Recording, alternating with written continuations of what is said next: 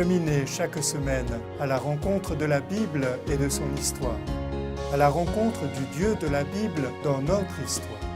Écoutez les mots du livre, feuilletez les pages du livre et nous émerveillez de ce qu'elles disent.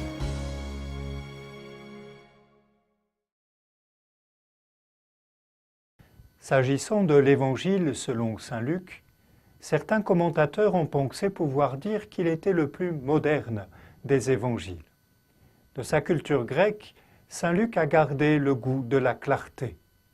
Bon historien, il a le souci de situer les événements dans l'histoire, mais par ailleurs, il connaît mal la Palestine, la façon d'y construire les maisons ou le climat, et il se contente souvent de notations chronologiques très vagues, comme l'un de ses jours. C'est que son récit est surtout théologique. Le récit de Luc diffère de celui des autres évangélistes. Il ne place pas les événements aux mêmes dates et construit son texte comme une montée vers Jérusalem. Les 3 ans de vie publique de Jésus sont donc présentés comme un itinéraire qui va de Bethléem à la ville de David, le point culminant étant le temple de Jérusalem. La partie centrale de l'évangile de Luc, c'est-à-dire les chapitres 10 à 19, qui est aussi la partie la plus originale du récit, est organisée comme une montée à Jérusalem. L'introduction indique le sens qu'elle a pour Jésus et ce qu'elle implique pour les disciples. Jésus prit résolument le chemin de Jérusalem.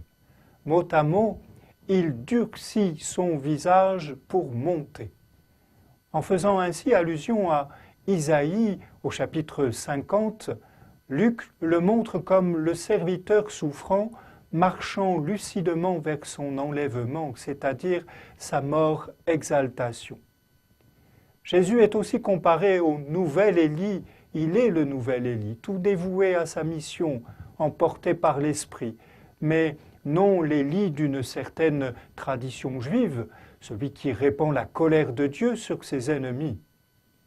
Jésus prévient ses disciples: marcher à sa suite nécessite un don total, où l'exigence de la mission passe avant tout.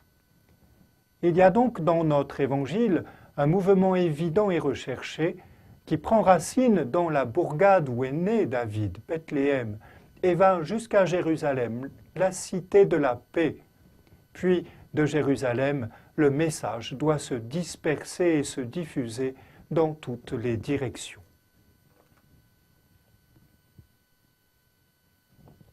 Siméon bénit les parents de Jésus et dit à Marie, sa mère: « Il est là pour la chute ou le relèvement de beaucoup en Israël, et pour être un signe contesté.